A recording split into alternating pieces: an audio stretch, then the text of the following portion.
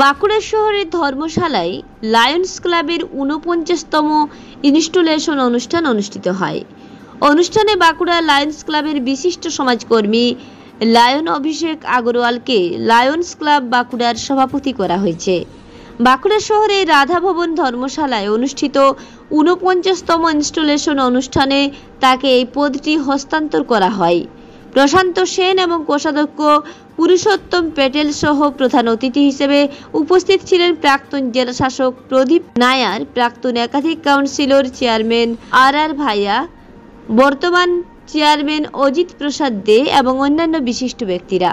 প্রদীপ জ্বালিয়ে অনুষ্ঠানের শুভ উদ্বোধন করেন বিদায়ী সচিব সেবাদিত্য পাল। অনুষ্ঠানে নতুন সভাপতি অভিষেক আগরওয়াল বলেন, প্রথম অগ্রাধিকার মাতৃত্ব, পরিচ্ছন্নতা অভিযান, পরিবেশ, পানির সমস্যা, চক্ষু পরীক্ষায় জোর দেওয়া হবে। পাশাপাশি আমরা সামাজিক কাজ ও স্বাস্থ্য সচেতনতার দিকে এগিয়ে যাব। অনুষ্ঠানে কয়েকজন বিশিষ্ট ব্যক্তি সদস্যপদ গ্রহণ করেন।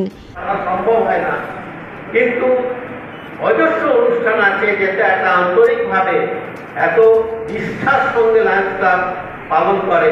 তার মধ্যে একটি হচ্ছে আমাদের শিক্ষক দিবসের অনুষ্ঠান, চিকিৎসক দিবসের অনুষ্ঠান, বিজয়া সম্মেলনী এবং অন্যান্য বহু অনুষ্ঠান আপনারা সবাই জানেন লায়ন্স ক্লাব প্রতিপালন করে থাকে।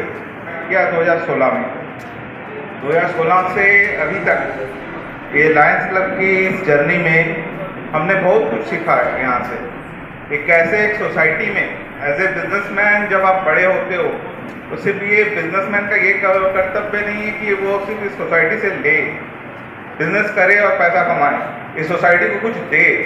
ये देने वाली भावना को हम लोग ने इस लायंस क्लब से सीखा। सेकेंड है, विष्णु अंकल की अंडर में हम लोग ने ये सीखा कि जितना ज़्यादा आप दोगे उससे ज़्यादा भगवान आपको लौटाएगा। ये चीज़ भी हम लोग ने यहीं से सीखा है और यहीं देखा है। বাঁকুড়া থেকে মানিক কর্মকারী রিপোর্ট, রূপসী বাংলা মিডিয়া।